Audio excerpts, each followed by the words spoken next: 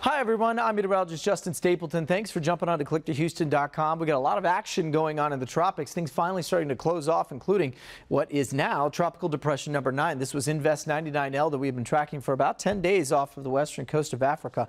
You can see we've got a lot more organized convection there moving across the northern tips of the we'll call it central and western Cuba at this point, and some pretty good tropical moisture that's botting its way through most of southern Florida.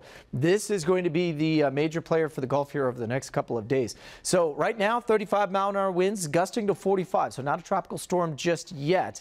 It is likely going to strengthen over the next 24 hours, so we do expect this to become a tropical storm. If it beats out the one here, which is just off the coast of the Carolinas, that will become Tropical Storm Hermine.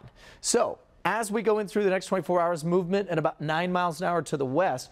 Let's track this out as we go through about Tuesday. Takes a fairly sharp turn to the northeast, and by Thursday, Friday, moves across northern Florida.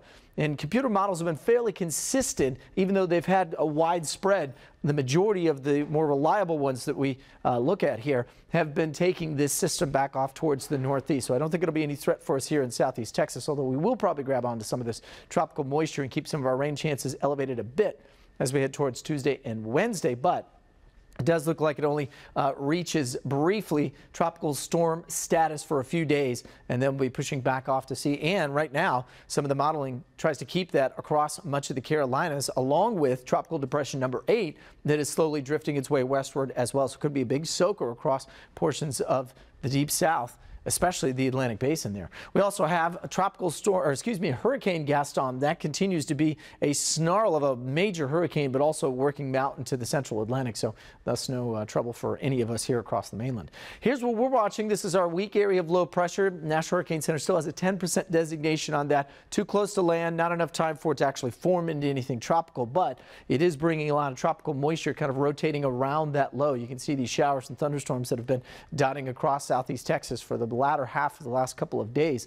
Then we'll see the same thing overnight tonight. That'll eventually wind down. By tomorrow morning, as that low gets a little closer towards Matagorda Bay, there's a good chance we could be looking at more heavy rain, especially in areas like Freeport, Lake Jackson. They got hit with about 9.5 inches this morning. This could exacerbate some of the flood concerns down there across southern Brazoria County. We'll have to watch it very carefully as we go through about 7, 8 o'clock, a wet commute for areas south of I-10.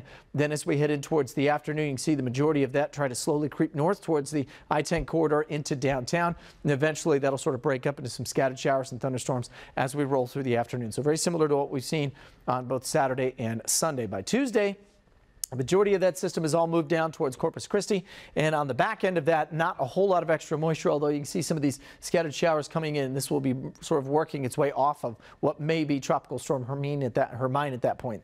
So we'll watch very carefully as we get some of that moisture moving on through. Still, though, could see that bullseye around 4 to 5 inches in addition to the 9.5 that they got. Most of the heavy rain over the next couple of days will stay south of I-10. Everywhere else, we're talking about maybe 1/4 to 1/2 inch max.